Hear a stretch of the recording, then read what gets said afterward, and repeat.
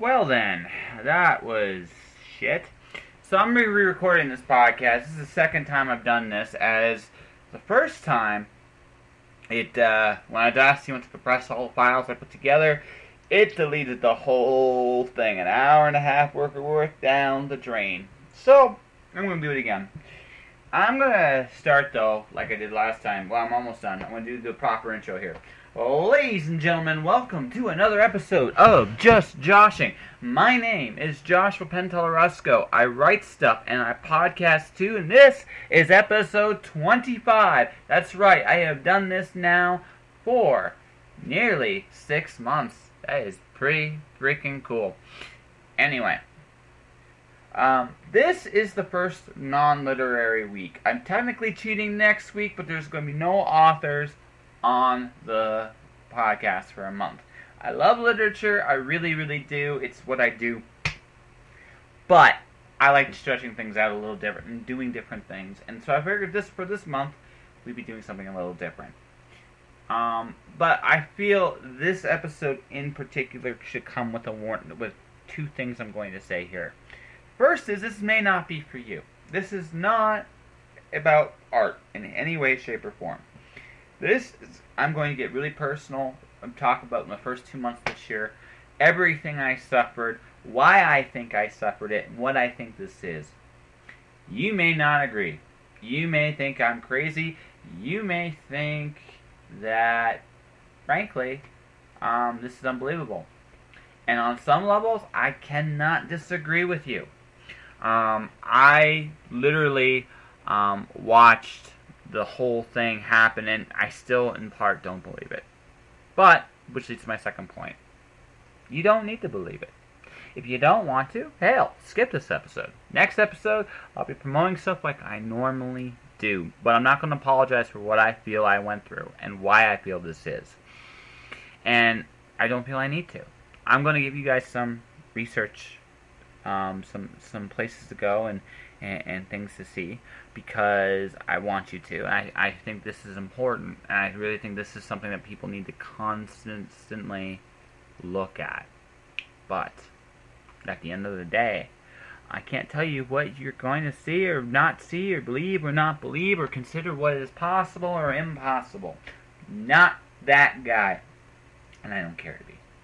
So, if you don't believe a single thing I said, that's fine. You know, I'm not going to try to sell you anything about in this episode. The only reason I'm even giving this warning is because this is such a different episode than I have ever done. And this is it. This is in the realm of alternative health, and I have personally watched people that I really like run away from this stuff, or think it's not possible, or some other stuff. And I've seen people embrace it wholeheartedly, and really there's not much in the middle. So on that note, you've been warned. I'm going to give you the count of 5. 1, 2, 3, 4, 5. Okay, I'm going to get into it. If you don't want to hear it, you can always shut off the podcast. Alright, I want to talk about the end of October. Because the end of October, I was living in a place, and I had my first, what I call, itch behind the knees. And it was a weird itch. Like, it really, really was. It didn't feel like, so my skin was bothered. It was like a tickle. It was like a weird tickle. I really don't have a other way to describe it. And I looked at my leg. It's like, there's nothing on my leg. And I'm like, what the heck is this? And I was just talking to my dad, and he was talking about nanoparticles and into the human body. And I'm just like, okay, maybe. I don't disbelieve my dad. I know, like, some people will look at his webpage and it's a big giant mess of data, but what I know and what about him and the reason why he's being talked about is he's been doing this research, and he's helped people for close to 2 decades now, but he's been doing research for 40 years, longer than I've been alive. And there are very few people that are knowledgeable about how food in particular works to enhance the body as much as him. I would put him against any so-called expert on this planet. He probably would blow them away. Like, that's how much he goes into this stuff. But it sounds so crazy. what he's talking about, and again, you see in some of these tools and stuff. So it's in the back of my head. Flash forward to December, and I've gone through a couple different things. I moved into a different place, and I was stressed the hell out because of my day job, working Christmas, and at Christmas time, my day job's like a meat grinder. They pay the money, but you got to deal with some really interesting characters for a long time. But it was around this time that I stopped sleeping. It was around this time that I was starting to seriously limp. And it wasn't just one thing. It wasn't, it wasn't like, I dinged my leg. It wasn't like, I was just hurt. It was bizarre. It's like when I went to bend my leg, and whenever I went to bend my leg, I would meet this invisible wall of resistance, and it was painful. It was painful. Walking became very, very, very difficult, and it got worse. My skin, my legs, like my knees grew red, then my arms went red, then my stomach went red, then my face started to go red.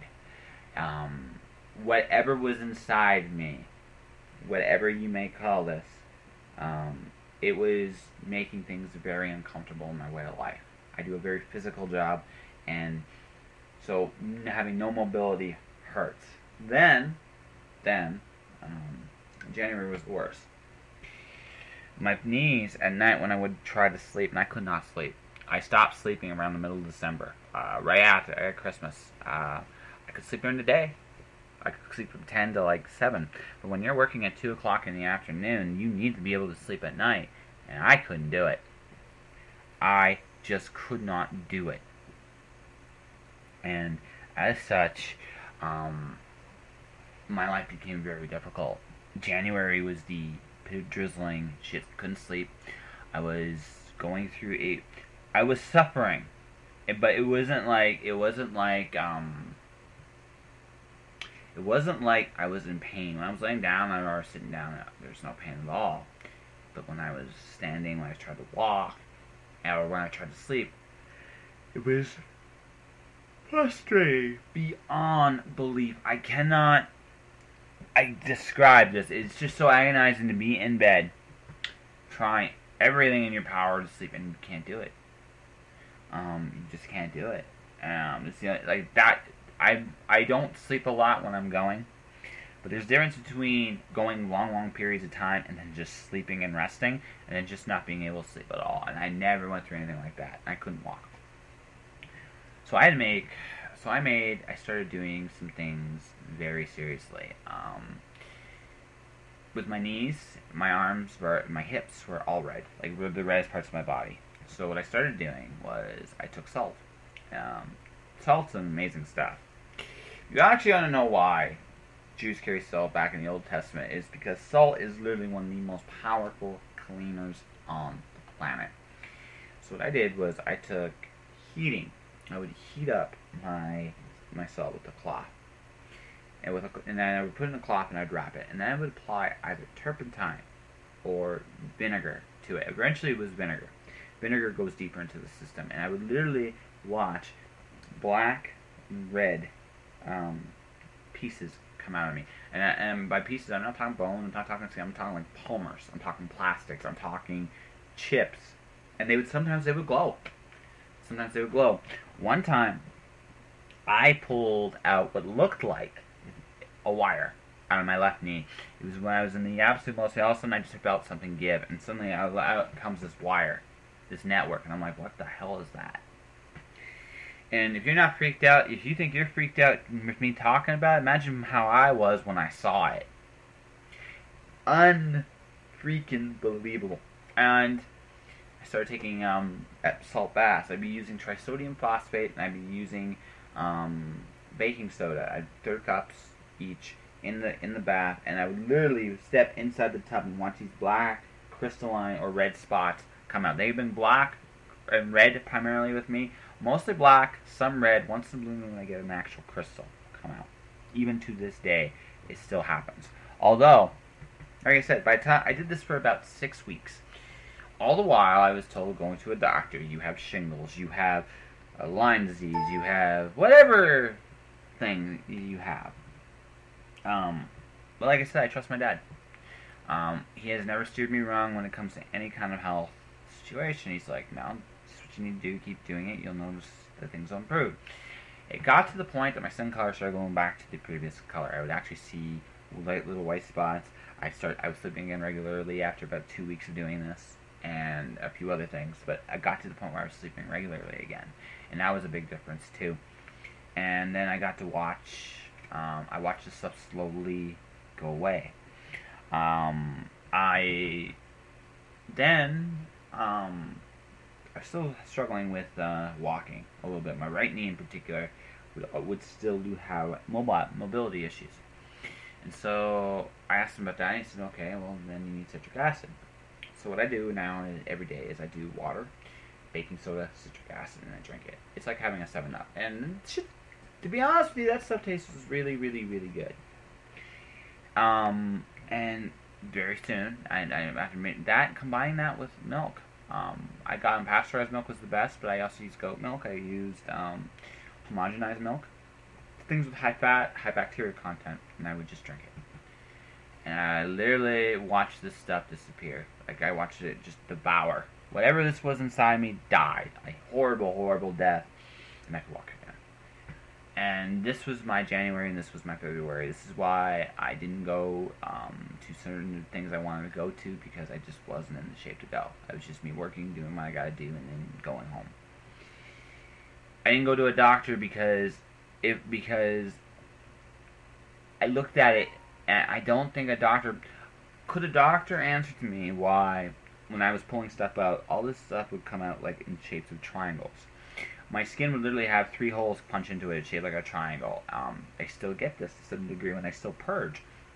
I'll see this stuff come to the surface, come right out, just being forced out of me when I do any kind of salt bath. It would always be like some kind of geometric shape. So that told me right there and then that what I was going through was not natural. Nature doesn't do geometrically pleasing shapes. They do randomization. Example I like using is iodized salt versus sea salt. You put them under a microscope. You look at an iodized salt, you will see it's unilateral. It's all shaped the same. It's clean. It looks it's very synthesized.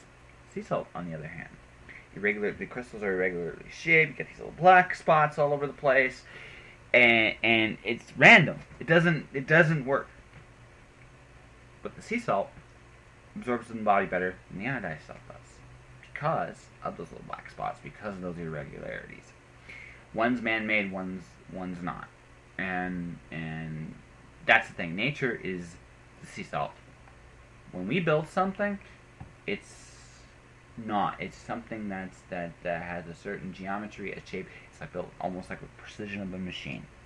We do not have the ability to randomize and do that kind of deal. So, upon that note, that told me it was artificial. Now, this is the part where you're probably, if you're still listening to this, if you're not freaked out by this, you're wondering what the hell this is.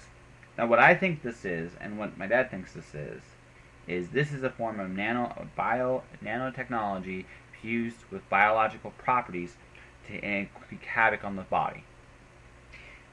I'm not going to say it's a military weapon. I'm not going to give you some kind of wonderful, random, weird conspiracy theories to where I think this stuff comes from. It really doesn't matter, to be honest with you. What matters is that this stuff gets into the system, makes it very difficult to function, and it usually attacks joints, knees, elbows, hips, things like that. But it goes other spots too.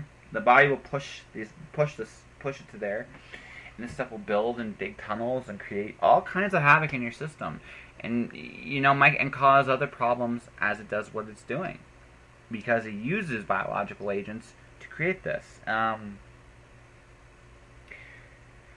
I'm bringing all this up, like I said, not because I feel it needs to be said. The goal of this podcast, this particular episode, is this. I'm going to provide you guys with a few things you look at the end of this episode. You can do your own research, find your own cues. But the thing is, we've been using nanotechnology for over 40 years. in form. And there are questions now to health safety regulation, especially with the fact that it's becoming more and more a problem for our life. I mentioned this, you listen to my conversation, Rob, we are working on smaller and smaller technologies. And the thing is, now we are altering everything. And maybe this is no different than the old smoke is progress concept re-brought to the surface. Back in the old good old days, if you look at the 40s, smoke is progress. That factory smoke, caused things. And it took a long time for society to acknowledge that these things happen. I think this is the new thing. This is probably the same exact thing. Now we're using nanotechnology, and we're talking about using it to combine with bacterium and viruses, and using it to build. And like I said, and like all technologies, there's good and bad in it. I'm not going to get into that debate with anybody either. But what it is saying is also our bodies don't have defenses for nano. We can't even see nano and below a certain nanometer. So, and if that's the case, then we are changing our thing on not just big, giant scales you can see, but small scales, and it makes sense that it would impact the human body. And like I said, there are other people that have gone through this. Not just myself, not just my dad, but I've talked to people online about this, and they're going through the same kind of purging, same kind of pulling out of things. And like I said, it sounds like, if you're listening to this and you're probably shaking your head, like, this sounds like science fiction. And I would be the first to admit that this sounds crazy even to me. And I'm going through it, and this sounds crazy to me. But it is what it is. And the goal, like I said, this episode is about exposing what this is and what some things that can be done about it. And that's why my dad is on the show. And this is why I'm doing this talk. Like I said previously, this is not for everybody. This might sound unbelievable to quite a few people, but this is what it is. And you can take this information, or you can take this, you can think it's a fabrication. That's fine. Hey, next week I go back to promoting art. Doesn't hurt my feelings. But if you are going through some of the things that I talk about, if you are seeing, there's other things that I talked about in my conversation with Jeff. If you are seeing these things, there are answers to them that can help you. There are other things you can do to deal with this, and that's the other point. If you know what's going on in your body. I don't. I don't pretend to.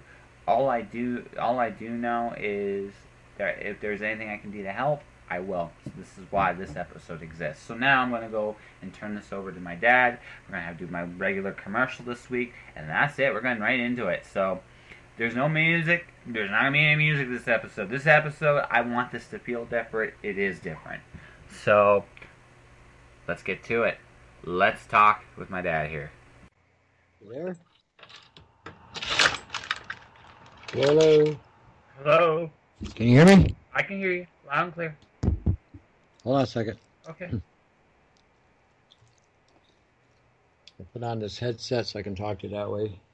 That's good. Might get one of those fancy headsets myself soon enough. Saves me some editing later. Yeah, can you hear me now? I hear you fine. Okay, no sir. It's funny. Hold on, I got this thing on backwards. Hold on. It's beautiful. Right, say something. Hello, hello, hello. I am a sexy beast. It's funny, this stupid thing here. I got this mic set up, and I can still hear you through the speakers of the computer. So I don't know. Now I was playing something else on YouTube, and I could hear it through the setup I've got here. I should not be able to hear you on the speakers. Go ahead, say something again. La la la la la la. This thing's fucked. I'm gonna, when I come down and I see you, when I go up there again, I'll have to play with your computer. Well, I don't normally use this one, and like I said, the one I had today basically tanked. Yep, I got you. So again, open it up. Somebody was telling me today. I was talking to Dave. He says maybe the BIOS died. Which is entirely a possibility as well. I'm not going to completely dismiss. I'm not going to dismiss anything one way or the other on that. It's just more along the lines of it's just both systems going. you know. Yeah, So, well, yeah, that's the way it goes. I mean, it's like yeah. what can you do? Even when I'm typing on my system, I don't have the other ones. I don't even have the touchpad on, and the shit bounces all over the place. Yep. Well, like I said, I remember with you. Sometimes things fuck up. Sometimes it's you. Sometimes it's other things. So it's hard to say. And like I said, I'm not there. I can't say one way or the other. I just know that when things go, they go. So I'm officially. I've been recording. Not gonna like this part right now. I'm not gonna put in the actual conversation because we're just testing shit out and really who wants to listen to that. Um, but yeah, like basically, I have it set up so we can record and do the wonderful podcast stuff. The way I'm thinking we should do this is we talk like we normally talk. We'll work our way to the nano stuff. We'll talk about how you learned how you did the nano stuff and how you discovered it. Um, what you've learned and some things like that, and what people should watch out for. Because that's the thing. Because in my case, you will not. Well, I'm sure I've told you quite a few times. It gets to the point where I get really annoyed with people. I get told to go to the hospital all the time, all the time Yeah. now, right? But and I've seen a nurse. I've showed a nurse my arm, right? And you can see like it's interesting now because there's some still very visibly red spots, but there's also like like there's parts of the skin where it's like you can actually see kind of where the skin is underneath, and there's other parts where it's just like it's darkening, which is it's an interesting like my arm's a fucking kaleidoscope right now, Yeah. and like I said, and the other like I said, the most discomfortable thing at this point more than anything else now is the waking up when I shed. Literally is the most discomfortable thing in the morning.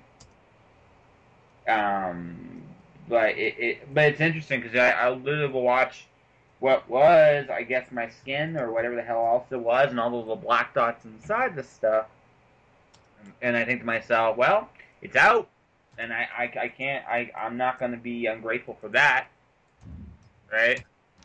So, but it's an annoying 20 minutes of my life, you know. So Well, you're catching it, which is good, and you caught it at the early stages. I mean, even at the early stages, it's advanced because by the time you have got to it, it has already embedded itself. yeah, I know.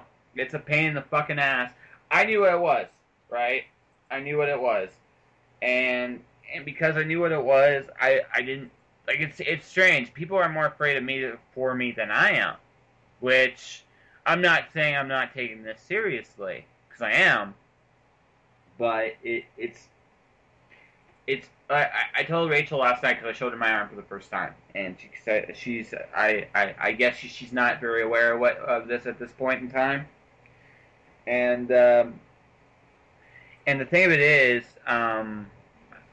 I told like I told her basically some of the stuff's been coming out and stuff like that, and they look at me it's like, well, you can go to a clinic, you can get this checked out, and I'm like, well, the thing of it is, I'm at the point now where the worst of it's done. The worst was like early January. I couldn't sleep. I literally could feel my legs like almost like they were on fire, right? I couldn't. Walking was very difficult, and it wasn't like the pain. It wasn't like the pain was the worst part. The first part is something's wrong and you're suffering and you can't sleep. You can't do anything about it, and it's a frustrating thing. And that's when I decided to really get serious and start doing some stuff about it. But that was my lowest point. Now, I mean, it's been 2 weeks since I've limped, with any real seriousness. I've had days like when I'm not at work, it's a lot easier to be mobile. I find the work speeding it because of how dirty my environment is. I think, but by and large, um, like the pain part of this is pretty much all done. I'm sleeping normally, which is good. I didn't have to do the full Faraday cage. I know I probably should do more, but I'm sleeping and I'm just doing what I can little by little, and it's been good. It's like whatever I was hit with, whatever I was supposed to be hit with. It feels like in some ways the worst is over, and it's just managing maintenance and um, just maintaining, right? And that's been what I've been doing for the last like 3 weeks. 2 weeks, like I said, the last 2 weeks it's been just a matter of watching it. I've noticed that at this point, yeah, like the pain part of it is minimal now. It's still I like flexibility wise, I can do everything. I don't have any resistance anymore to anything. I'm not limping at all. There are points when I'm dry. There are points when I'm like there's still some points here and there, but by and large, it's the worst of it feels done. I haven't had an energy discharge, and the really worst thing, the worst thing I felt the whole was I could literally feel this shit spread, and that was frustrating beyond belief. You know what I mean?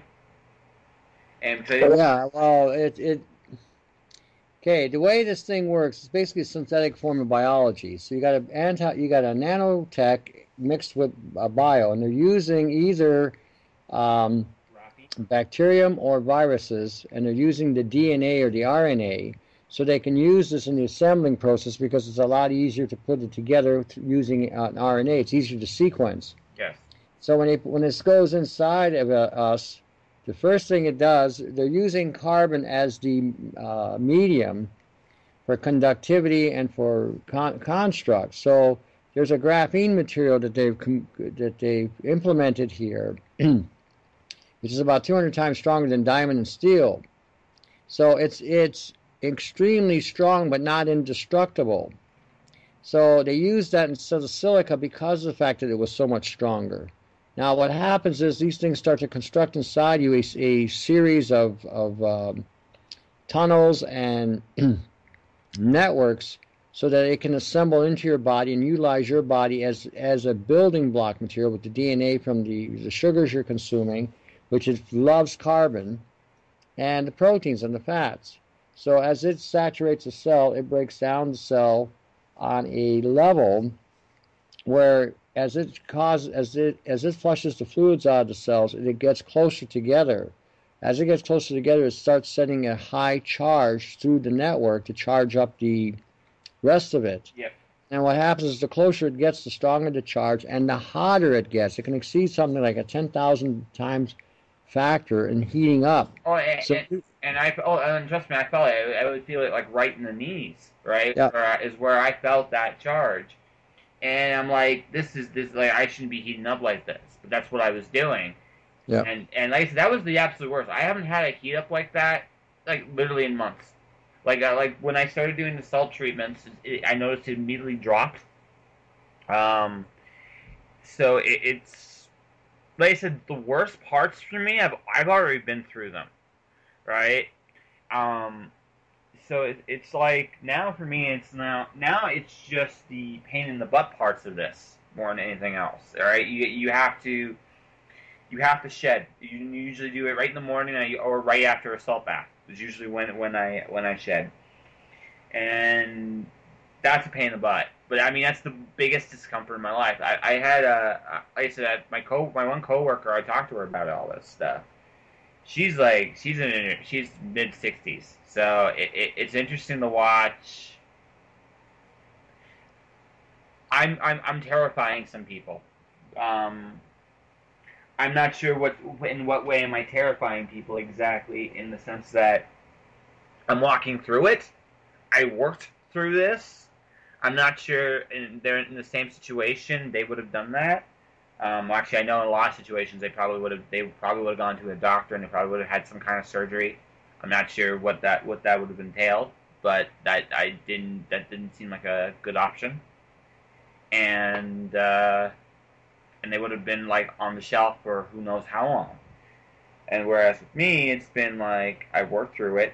I'm past the point where I'm limping. I'm climbing normally. I can run. I can do all the things I used to be able to do prior to coming down with this, whatever this was. Like, well, you know what I mean. Whatever. Like, I just spread out, and like I said, it's been, for me anyway. Like I said, it's inconvenient right now. But I mean, that's really the worst thing I can say about it. It's not even really discomfortable. It's just doing what I need to do to deal with this stuff. And again, it's not even like it's just the fact that I have to take a bath every night. It's the fact that I have to do certain things to keep things balanced. Although I think I'm getting to the point, just judging how the citric acid's working on this stuff, that I don't need to take a bath every night anymore. I could probably go every other night now and not not be in any real danger anymore. I have to eat what I've been eating, which is fine. I had to change my diet anyway.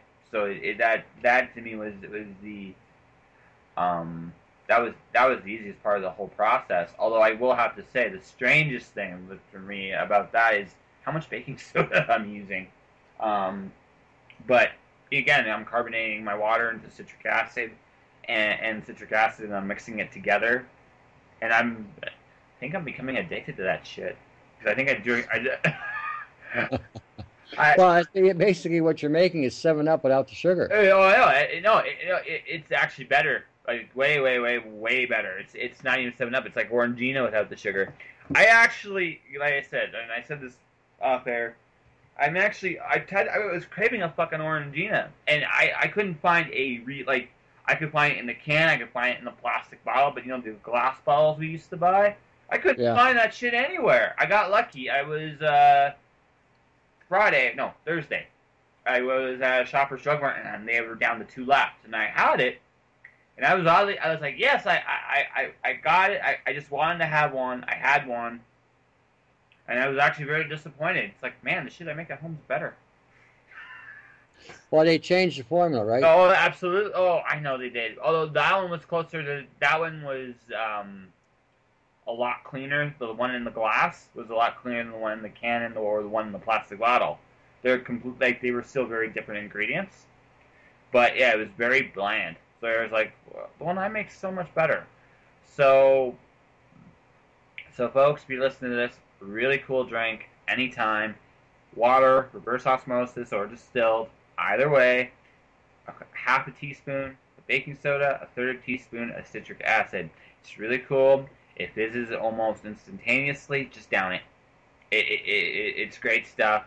I'm going to be bringing in a red Solo cup at work on my day job to be doing that more often. I think the biggest thing I learned when I'm working is I need to do it a little bit more when I'm there. But besides all that, hold on 1 second, Sunshine. Keep talking. I'll be right back. Okay.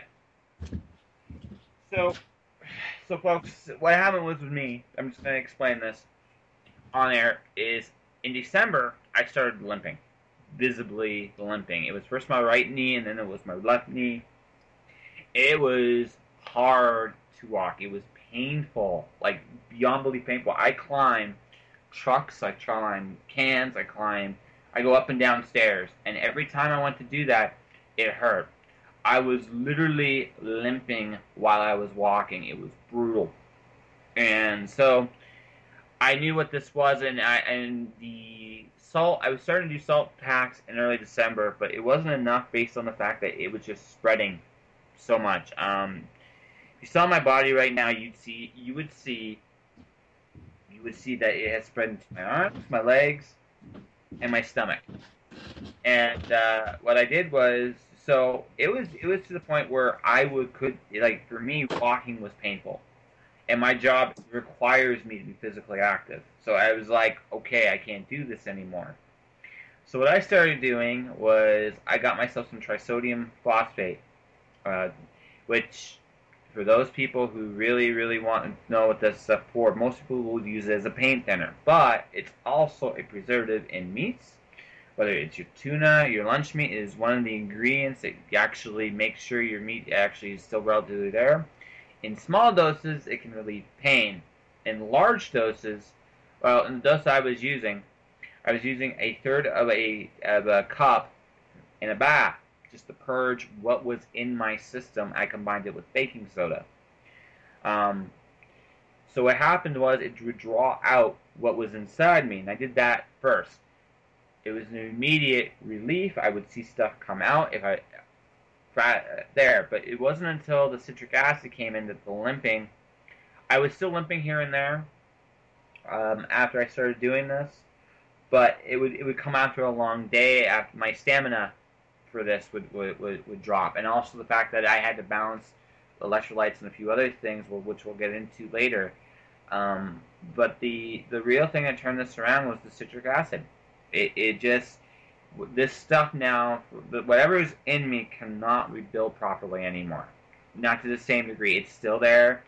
I'm still going to be fighting this for the foreseeable future, because unfortunately, as we'll talk about here, there's no getting away from this stuff in civilization anymore. But you can control it, at least for the time being. So that's my end. So you heard the last little bit of that. Am I right on this? Yeah. Well, like I said, you need an acid and a salt. You can either use acetic acid, which is vinegar, citric acid, sodium. What the TSP does, because it's a phosphorus in it, it helps stop the assembling part of this, and it penetrates the cells as well, just like the salt. So whatever's in there will flush it out. When you're using that, though, you should be using a multi-mineral mix, because we are already exposed to high levels of phosphorus with the glyphosates in the grains and the breads, which are what has caused this or opened us up to it in the first place. Because what the glyphosates do is they literally flush out the healthy bacteria in the colon, and once that's gone, you're incapable of processing a lot of B vitamins like B12 and folic acid, B1, B3, B5, and these are the ones. A lot of these are the ones for adrenal support, energy, and brain support. And if you're not able to process that because the bacteria isn't there, then again you're down. If you don't have adequate amount of copper, zinc, selenium, iodine, manganese, potassium, sulfur, calcium, magnesium, again you're down. And so this is what this stuff does, is flushes all this out. So what happens is when the body's absorbing the nanoparticles, these are tiny, tiny nano metallic polymers and metals that the body looks at and seeing that it's a sugar and a metallic material. So then it takes these as the minerals. Again, so it gets inside the system, gets inside the tissues and cells, and then it starts to adapt and starts to rewrite your DNA and code, because the body's looking for what it needs, and so now it's been opened and infiltrated. It's an old remedy or an old methodology they've used in the medical practice and even in alternatives in the past, where if a person's immune system was too strong and they were trying to get a remedy into a person, the person's immune system may reject the remedy or take it out. So what they would do is they would further weaken the body, put in the remedy, and then re-strengthen or refortify the body with the remedy inside. This is essentially what they're doing. They're suppressing the immune system. They're causing a weakening of the infrastructure so that whatever is being released can now take hold. And so once it gets to a certain point and starts to develop, it starts developing networks throughout the body. And the normal place where it starts first is digestion, reproduction, brain, and respiratory. That's how it normally goes. Huh.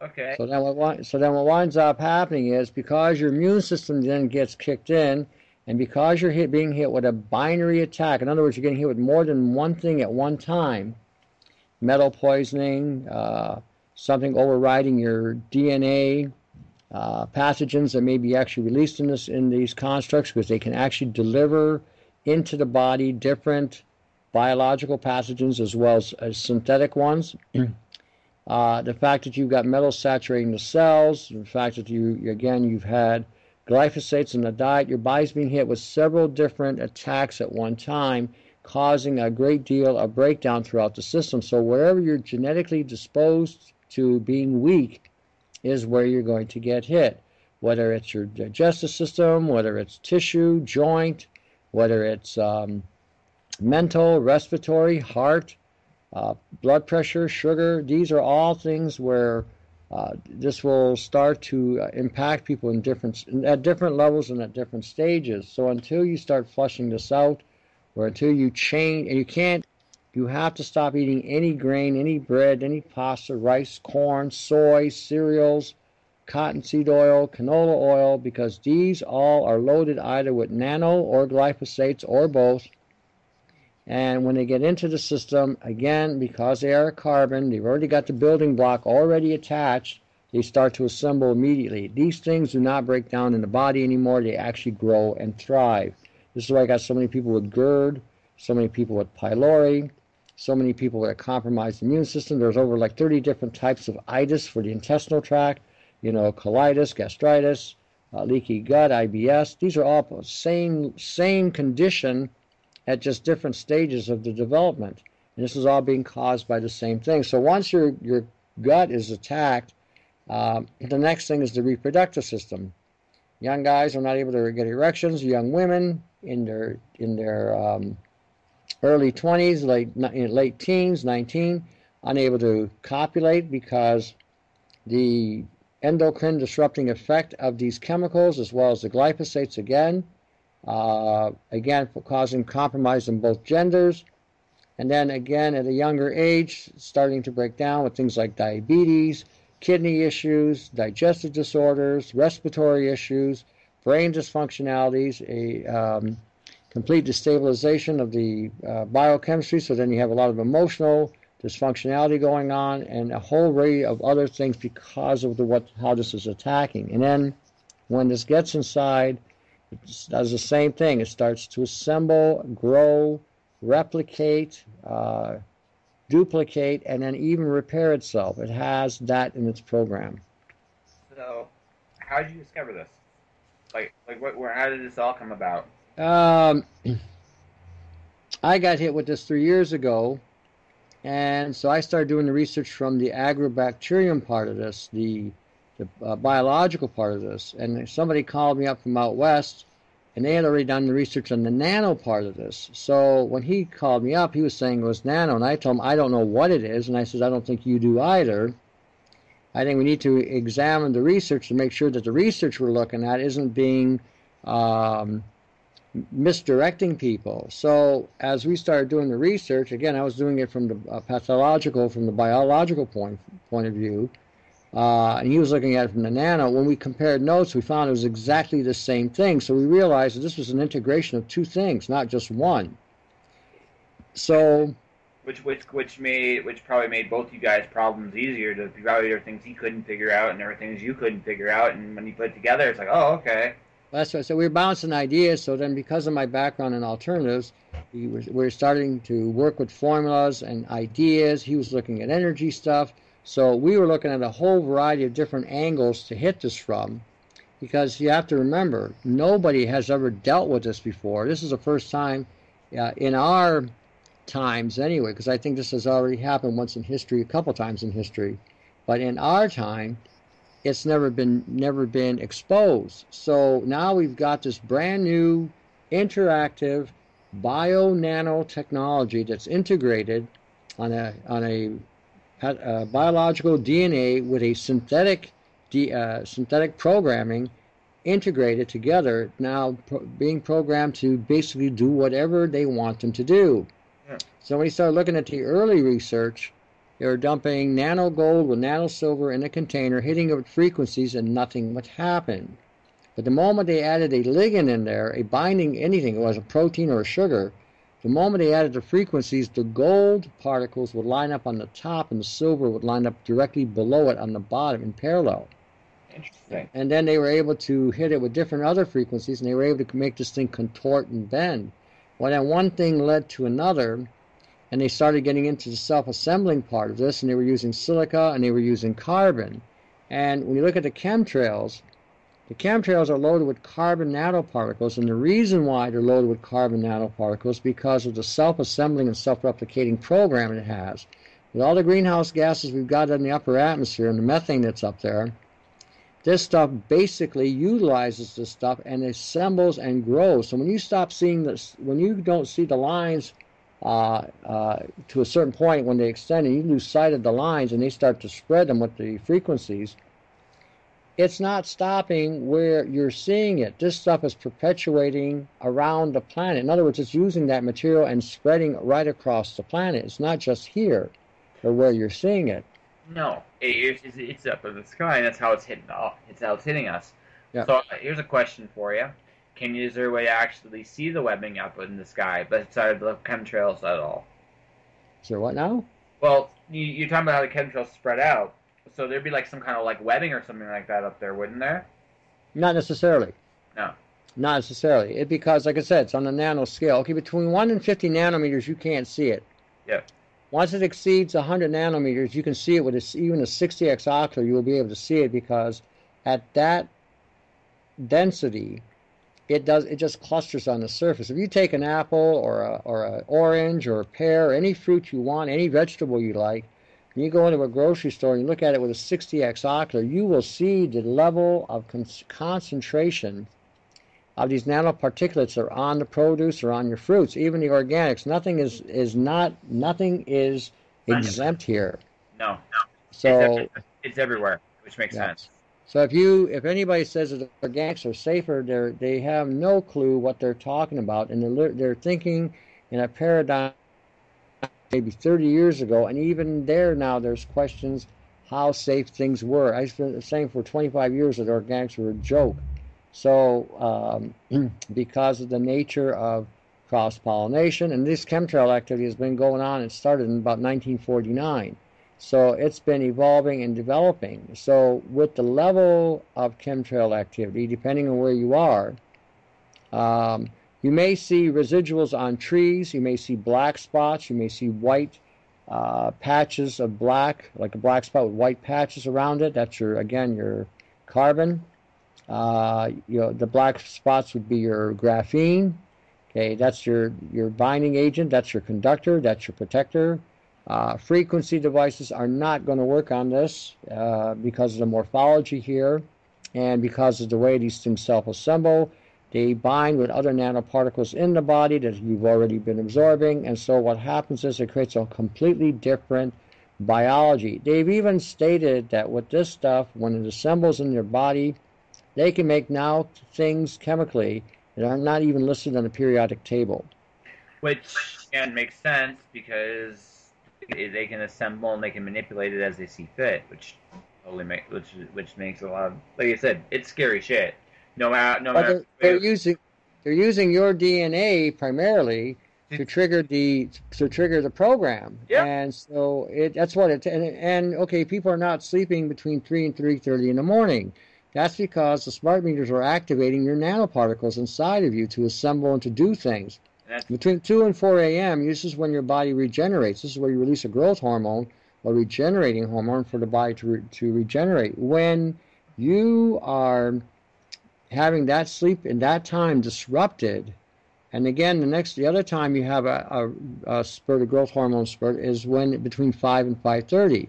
Well, I stayed up for 24 hours and observed that the frequencies get more active at 3 to 3:30 in the morning, 5 to 8 a.m. in the morning, around 11ish, and then 3 p.m. in the afternoon, 5 to 8 p.m. at night, again 11ish p.m. at night, and then 3 to 3:30 in the morning again. So you're constantly hearing these frequencies, you're constantly hearing these pulses, you're constantly hearing the high hiss sounds, the low hums, and you don't have tinnitus. No. Anybody thinks they got tinnitus, they don't have tinnitus. You're actually hearing the frequencies and the modulation of these frequencies. No, I've heard them for years now. Like it's just there's different parts of the day you hear them come up. It's funny you mentioned 3 and 3:30 because that's when I fall asleep now.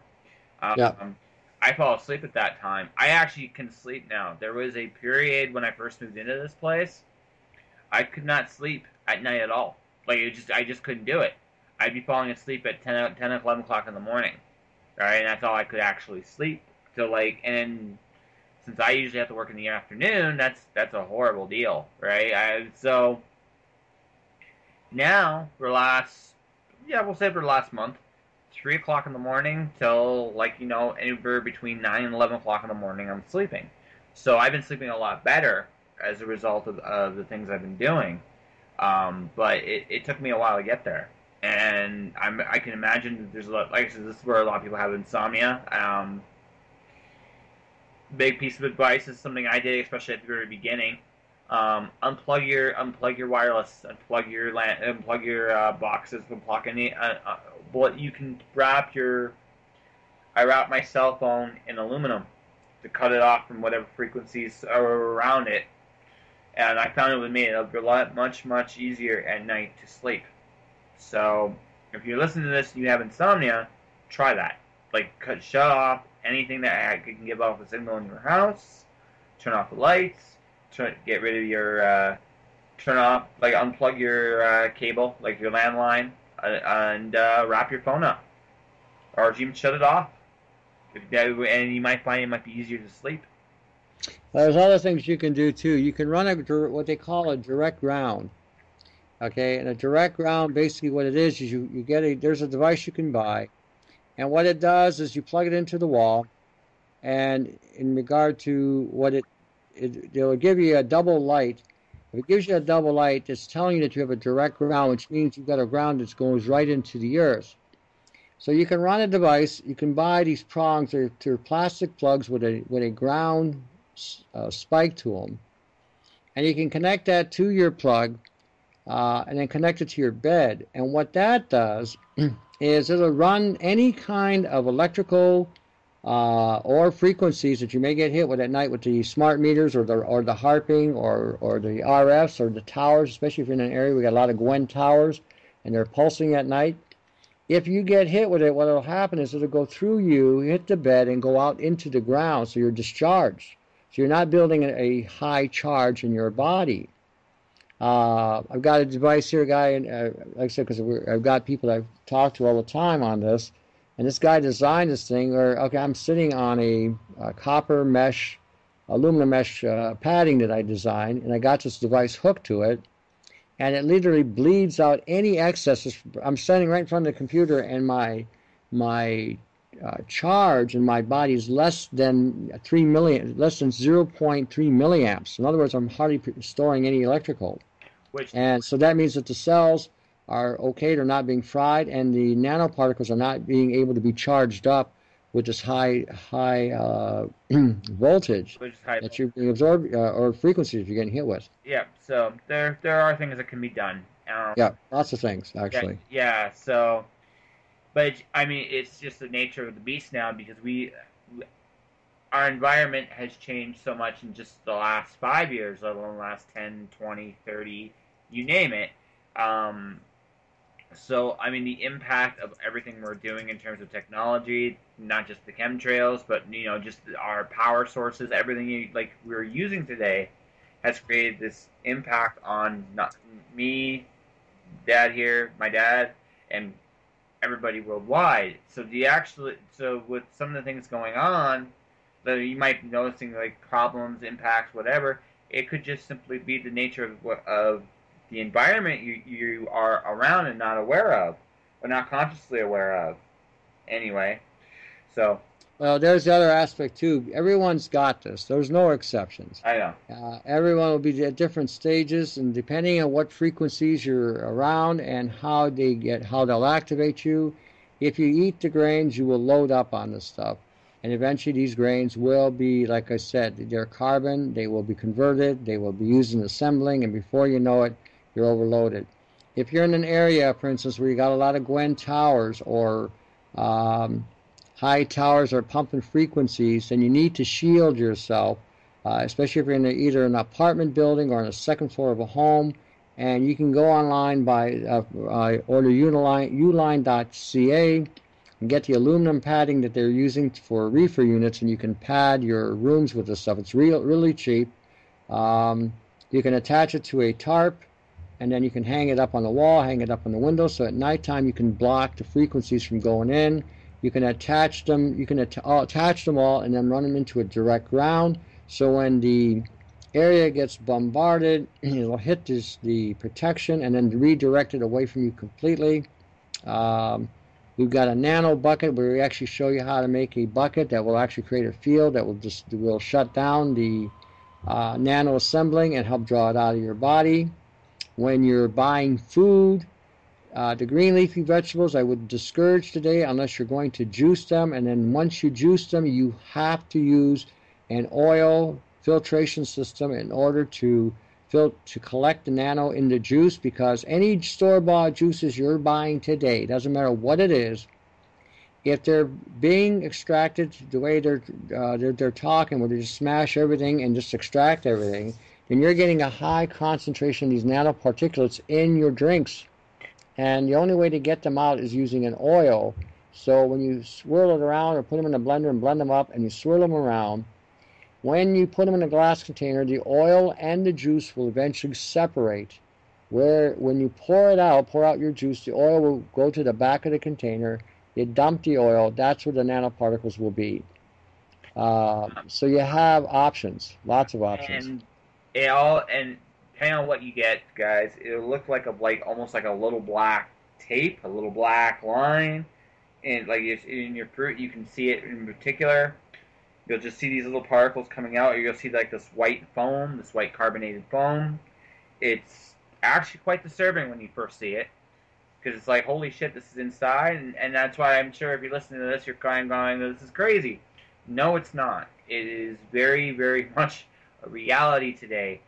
Everything goes through the same process. Everything goes through the same sources. And something that's been very apparent, at least to me, for the last 10 years, they don't really give a shit about people in terms of what they get. And this has been true forever. But last 10 years especially, it's hit me hard on that. And as a result, you get... Alright, let's try it like this. People buy a car, they know it's going to break down. People buy whatever it is, a television, computer, everything has a built-in breakdown point. Our food is no different. Right? Our food comes from these same people that sell you that car that breaks down in 3 years. As a result, they have a tendency to, like I said, that they treat the food like they treat our cars. And like I said, not built to last, it's just built to break down, it's the junk. And you get the junk. Every time.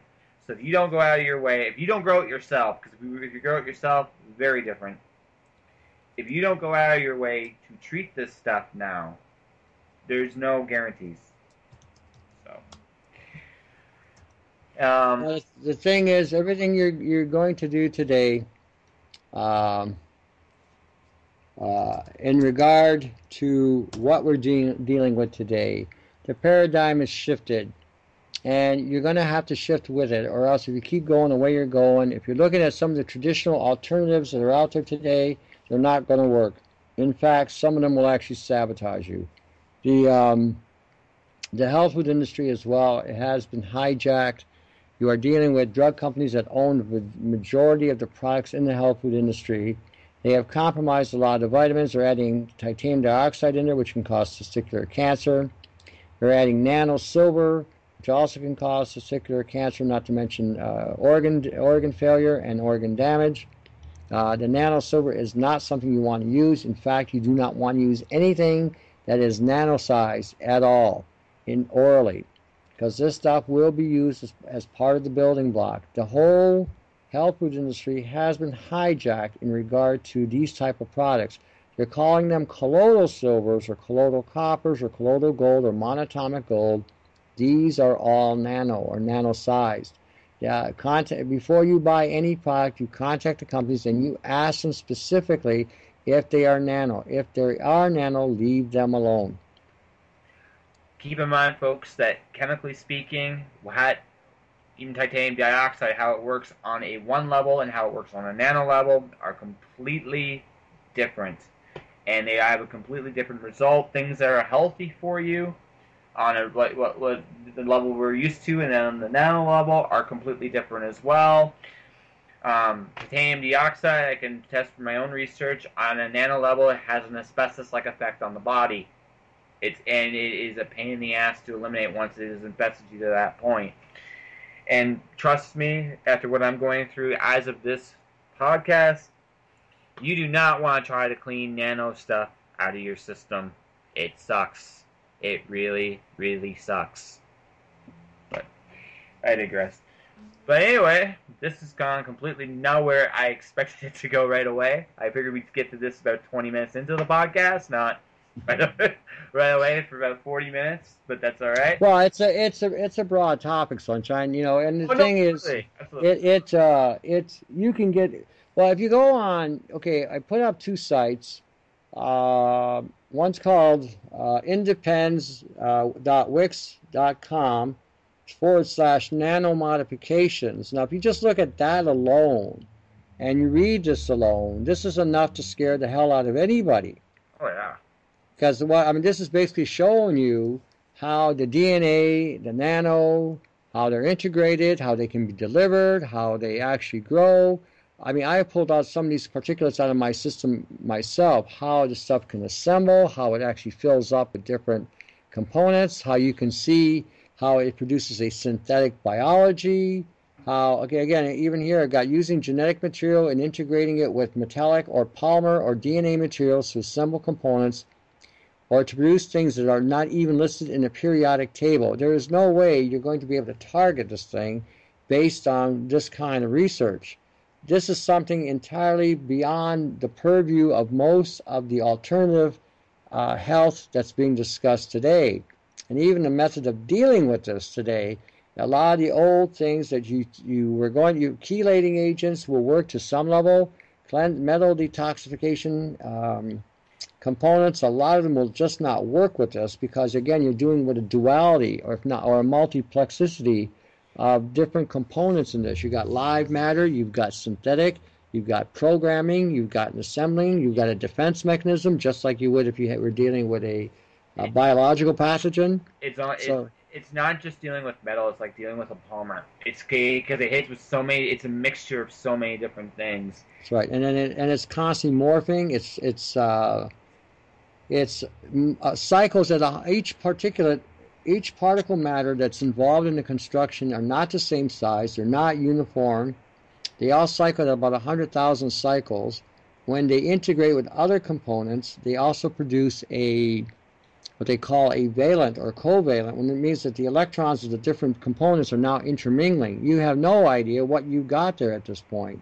No. And so there's no way you can target it. It's and I've said here, it's a real pain in the ass to see it. Now, I feel relieved, like I talk about how I shed in the morning. I feel relieved when I see all those little dots outside because that shit was inside me. And who knows what it did and how it worked and how it reacted to my system. Now that it's out, it's not doing that anymore. I still got a lot in me, which sucks, but it's not like I said, in my case in particular, I'm walking normally. I can go up and down stairs normally. I can run. I can do I would say I'm about at 90% of my mobility. There's still a little bit of pain when I do a couple things, but by and large, I can function, and I'm still a lot better than most. Doing what I've done, I have dropped about 10 pounds, which is by one of the things about the purging process. My coworkers were worried about me dropping weight. And the thing is, that was by design. My diet is very basic right now. I usually do a protein shake. I've been eating lamb. I've been eating tuna. I've been eating like the very basic, simplistic. I've been keeping it as simple as I can. I've upped my fat content big time. Fat actually shrinks your body down. Actually, not in consequence to what people will tell you, it's sugar, not fat, that increases your mass. I have been shrinking. My weight fluctuation has been going to about lower. I'm at 180 pounds now. I was at 190. I'm probably going to lose about another 5 pounds when this is all said and done.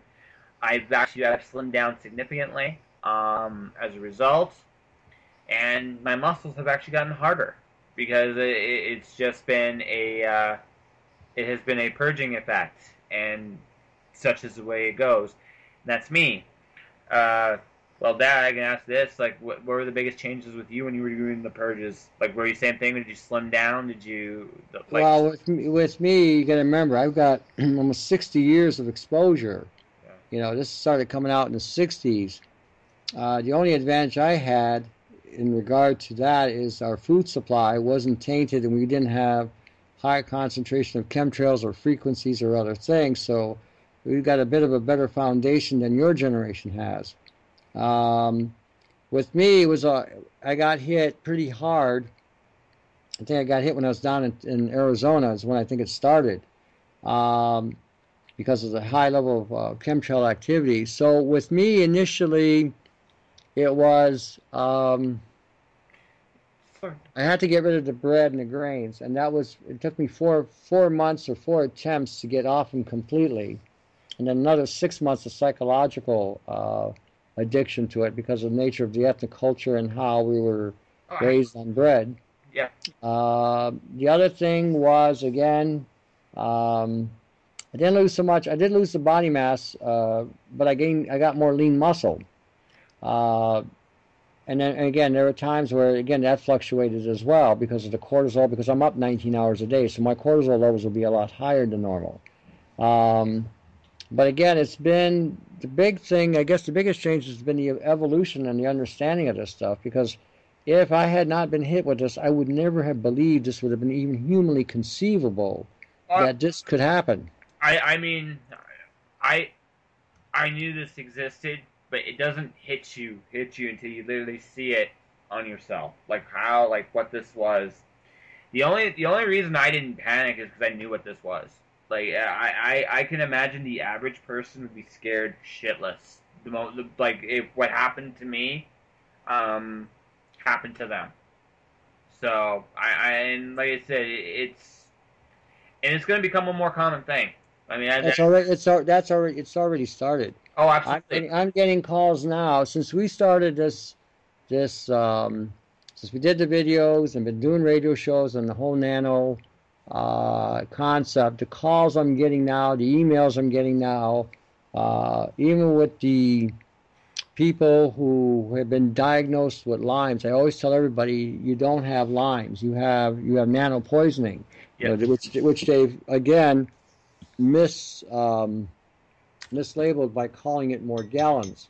And by calling it a Morgellons, what they've done is they have created a misdirect, so people now are starting to look for just a biological agent. This is not just biology. This is synthetic biology or integrated biology or nanobiology. We are in a completely different world here with this. And even the laws of physics on this doesn't work the same as other things. You know, the fact that stuff can self-assemble, it can self-replicate, self-duplicate, self-repair. You know, it can continue its perpetual growth. It can follow programming. It can construct things and put things together. And like I said, it's not even listed in the periodic table. So we've got something that is on a grander scale, probably more dangerous than any nuke or anything that we could ever been dealing with, because whatever this touches, it literally overrides or overwrites. So when we're looking at a lot of the what changes will occur if you get hit with it enough, or if you get a big enough exposure. Suicidal thoughts will cross your mind. Despondency will cross your mind. A surrendering will cross your mind. Part of that is coming from the program that's being emitted from this technology. Has nothing to do with you. When you're talking about people having Lyme's disease, we did a video on nanotech on the YouTube, and we explained how nano can actually mimic, or is a mimetic to some of the biological pathogens. And we show you different things, and one of the things does look like Lyme, but it's not, you don't have Lyme. And I've already had people contact me that were diagnosed with Lyme. We got them on the nano solutions that we have online as well. One of the solutions is to take a bath with several different salts, and as soon as they do this, they see a huge, huge difference in the way they are feeling, in the way they're mobile again, because it's drawing out these nanoparticles that are congested in the cells. It's also, you have to remember that the chemtrails also have radioactive material not coming from Fukushima. This is the chemistry in the chemtrails. You got 4 types of radioactive material there.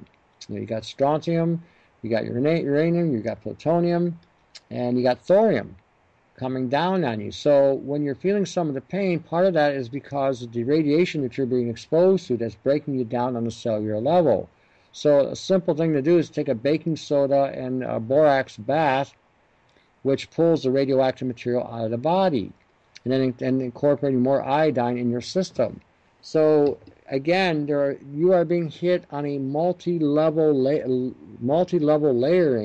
on the attack on you. So between the food and the air you're drinking, some of the things you're exposed to, even in a workplace or at a home environment, um, some of the soaps you're using, some of the detergents have nano in them.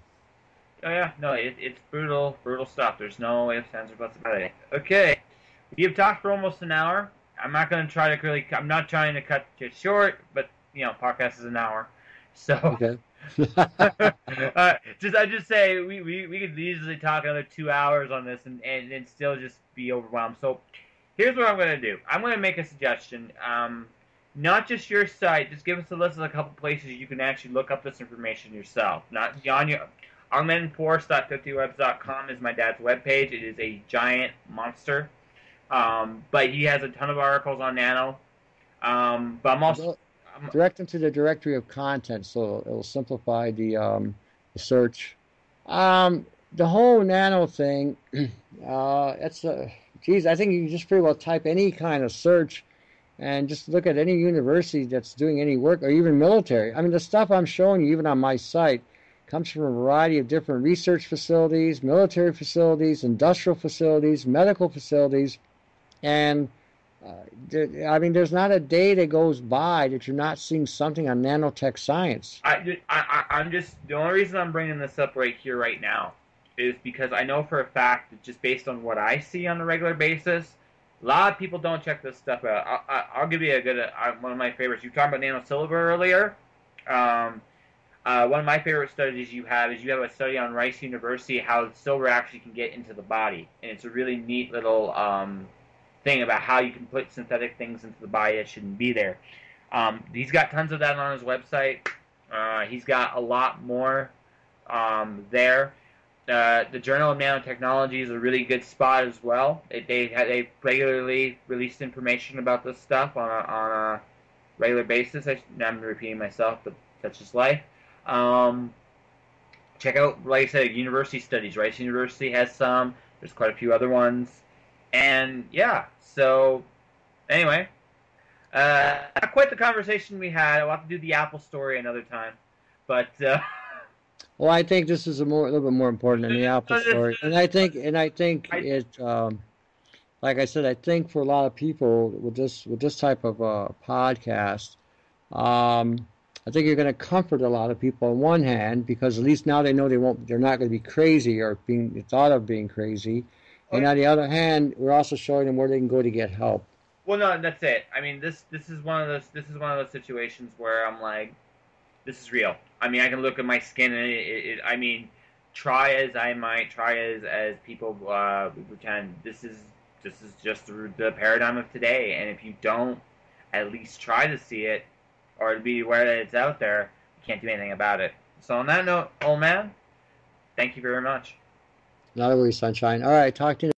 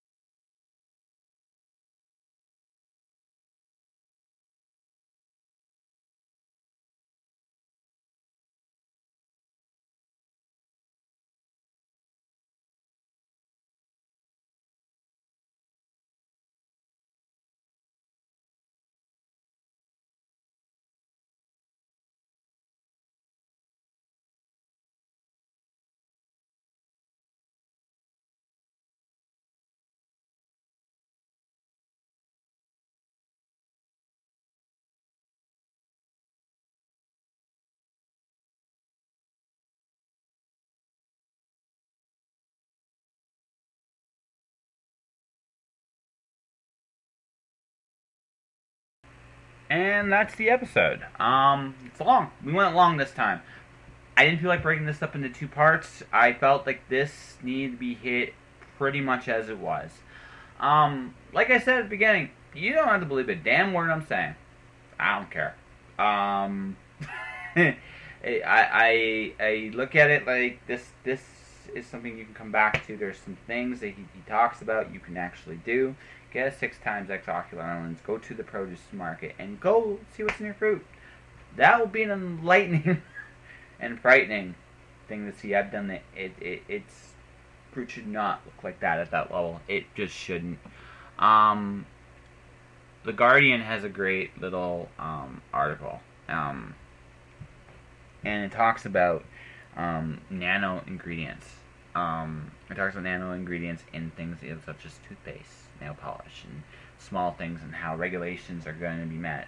The Virginia Tech University, there's a they talk about how cellulose nanocrystals. There's an article called that Maureen Roman wrote in a journal called Industrial Biotechnology. She questioned the safety of cellulose nanocrystals to human health, and how there's some discrepancies in the studies of it. It's a really good read. You should take a look at that. My dad has a great little thing on his site. I put it on as a link, but even if you don't believe what he's saying, there are lots of interesting. There's a ton of articles, 184 references at the bottom, where you can just look at some of the nano stuff that's being done all over the world. A lot of educational sites, military sites, and there's a lot of research going on right now, and a lot of changes happening right now, and it's really an interesting time. Like I said, there are changes and correlations going on right now that, at the very least should be questioned. I'm of the mindset that even if you don't think anything one way or the other, I think everybody needs the chance to look and kind of make their own conclusions on things, and that's basically what this episode has been about. That's why there's no music, there's no advertisement. I'm bare bonesing this one because I feel like this should be different. I want to thank my dad for being on the show. It was and is definitely. It's always a pleasure to chat with him about health and stuff, because I've had to become a lot more conscious with what I eat and how I eat. For those wondering, because we're talking about bread and stuff like that, it's a struggle. Like that one, to me, is a very hard struggle too. Culturally speaking, I'm Maltese, Mediterranean, and that's a huge staple in our diet. But at this point in time, you can't do it. It's not the same bread anymore. The bread I had as a kid is not the bread I have as an adult. It just doesn't exist anymore. And that's a sad thing. But I could go on and on for days about the quality of our food. And that's not what this is about either. So, next week, it's going to be back to normal. I'm going to have the intro music. I'm going to have advertising to buy my merch, buy my books and stuff like that. And if you want to do that, that'd be great. I'm going to encourage you to check out my dad's videos on YouTube, Herbs Plus and Bee Works. Just look him up. He goes into great detail on how to make stuff for all kinds of things. And he talks about nano a lot, but again, you name it, he deals with it. Whether you got issues with rising to the occasion for your meal, he's got answers to that. He tells you how to make toothpaste. He shows you how to utilize food in ways you've never thought of. And everybody should take the time to look that stuff up. It's an underappreciated science, in my view. On that note, I'm gonna wish everybody a good one. Like I said, this is I may do another episode like this somewhere down the road, but the idea, like I said, primarily is that this is a literature podcast that promotes art. But every once in a while, there are things out there that kind of need to be chatted about, and I felt this was one of them. So, if you think I'm crazy, so be it. I love it. I'll still have a beer with you, or something equivalent of it. If you are going through anything that was talked about in this episode, well, there are answers out there. And really, that's the point. There's no such thing as a hopeless cause. So, there you go. Alright, this is it. Episode 25 is done. I am Joshua Pantalleresco. Thank you for listening to Just Joshing, and stay inspired out there.